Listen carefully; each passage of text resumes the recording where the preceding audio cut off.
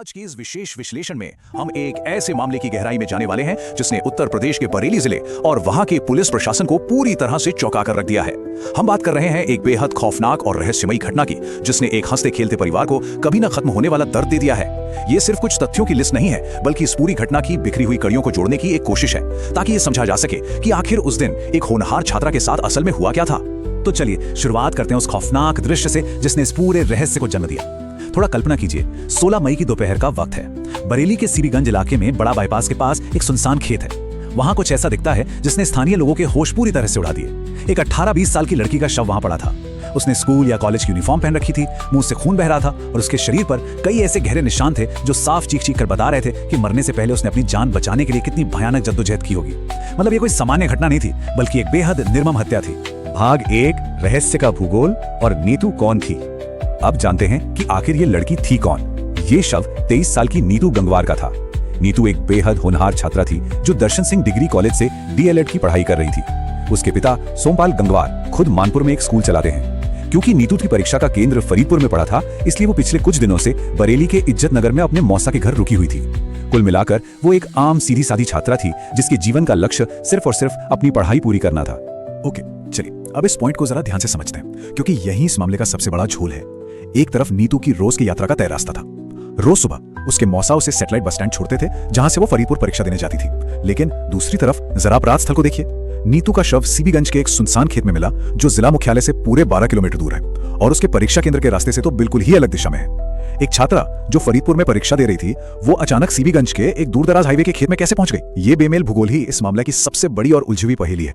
भाग 2, गुमशुदगी की टाइमलाइन। 15 और 16 मई के बीच के इस घटनाक्रम को सिलसिलेवार तरीके से देखना बहुत जरूरी है। 15 मई की सुबह नीतू को बस स्टैंड पर छोड़ा गया। फिर दोपहर 12:39 पर फरीदपुर कॉलेज के सीसीटीवी कैमरे में उसे बिल्कुल अकेले बाहर निकलते हुए देखा गया। इसके बाद वो मानो हवा में ही गायब हो गई। जब शाम तक वो नहीं लौटी तो शाम 7 बजे उसके मौसा इज्जत नगर थाने पहुंचे और यहाँ सिस्टम की एक बहुत ही दुखद खामी सामने आई। पुलिस क्षेत्राधिकार यानी कि एरिया किसका है, इस सीमा विवाद में उलझी रही। परिवार रात 12 बजे तक थानों के चक्कर काटता रहा और फिर अगले दिन 16 मई की शाम 4 बजे नीतू का शव बरामद हुआ। तो यहाँ से एक बहुत ही अहम सवाल उठता है और यह सवाल किसी के भी दिमाग में आना बिल्कुल स्वाभाविक है। अगर कोई लड़की दिन के उजाले में 12:39 पर फरीदपुर के कॉलेज से बिल्कुल अकेली निकलती है तो वो शहर पार करके सीबीगंज के उस सुनसान खेत तक कैसे पहुंच गई? पैदल इतनी दूर जाना तो लगभग नामुमकिन है। तो क्या किसी ने उसे लिफ्ट दी थी? क्या कोई ऐसा परिचित था जिस पर उसने आंख मूंद कर भरोसा कर लिया था? भाग 3, सुराग और संघर्ष। और ये चीज इस पूरी घटना की खौफनाक सच्चाई को और गहराई से दिखाती है। फोरेंसिक टीम को वहां क्या क्या मिला? नीतू उसी नीली सलवार और सफेद जंपर वाली यूनिफॉर्म में मिली जिसे पहनकर वो परीक्षा देने गई थी। उसके घुटनों और कोहनियों पर खरोंच के बहुत गहरे निशान थे, लेकिन सबसे अहम और रोंगटे खड़े कर देने वाला सुराग था उसके हाथों की मुट्ठियों में कसकर पकड़ी हुई मिट्टी। ये बिल्कुल साफ इशारा करता है कि नीतू ने अपने हत्यारे से बचने के लिए अपनी आखिरी सांस तक बहुत भयंकर संघर्ष किया था। उसने जमीन खरोची थी। और हाँ, एक और बात, हत्यारे ने उसकी पहचान छिपाने के लिए उसका आईडी कार्ड और मोबाइल फोन वहां से पूरी तरह गायब कर दिया था। अब चूंकि आईडी कार्ड था नहीं और चेहरा मिट्टी और खून से सना हुआ था, तो पुलिस के लिए शुरुआत में यह पहचान कर पाना ही बहुत मुश्किल हो गया था कि ये शव है किसका। लेकिन यहाँ पुलिस ने एक बेहद आधुनिक और स्मार्ट कदम उठाया। उन्होंने एआई यानी आर्टिफिशियल इंटेलिजेंस तकनीक का इस्तेमाल करके नीतू के चेहरे से डिजिटल तरीके से मिट्टी को साफ किया और फिर उस साफ तस्वीर को सोशल मीडिया पर वायरल कर दिया। और इसी एआई वाली तस्वीर को देखकर 16 मई की रात करीब 8 बजे नीतू के परिवार ने उसकी शिनाख्त की। ये वाकई दिखाता है कि आज के समय में तकनीक जांच में कितना बड़ा गेम चेंजर साबित हो सकती है। भाग 4, संदिग्ध और सिद्धांत। जैसे ही शव की पहचान हुई, एसएसपी अनुराग आर्य ने तुरंत एक्शन लिया और इस जटिल गुत्थी को सुलझाने के लिए 4 स्पेशल टीमें बना दी। ये टीमें बिल्कुल मेथोडिकल तरीके से काम कर रही हैं। पहले स्टेप में कॉलेज से लेकर उस सुनसान हाईवे तक के जितने भी सीसीटीवी कैमरे हैं उनकी फुटेज खंगाली जा रही है। दूसरे स्टेप में सबसे अहम तकनीकी सबूत निकाला जा रहा है जो कि सीडीआर है। और तीसरे स्टेप में पुलिस उन पुरुष मित्रों से कड़ी पूछताछ कर रही है जिन पर नीतू के परिवार ने सीधा सीधा शक जताया है।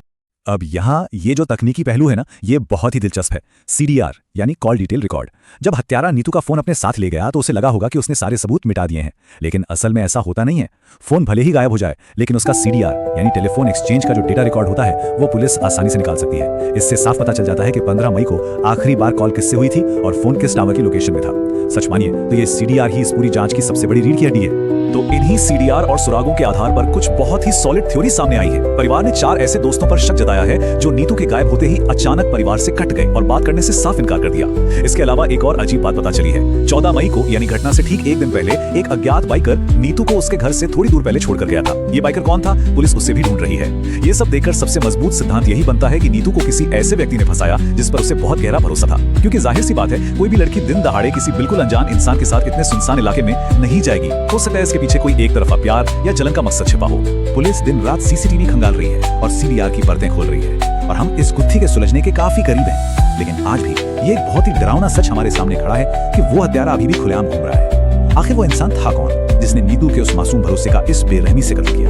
और वो गायब फोन जो हत्यारे के पास है, उसमें से कौन से गहरे और काले रहस्य दबे हुए हैं? ये पूरा मामला हमें ये सोचने पर मजबूर कर देता है कि कभी-कभी जिंदगी में सबसे बड़ा खतरा किसी अनजान चेहरे से नहीं, बल्कि उन चेहरों से होता है जिन पर हम सबसे ज्यादा यकीन करते हैं।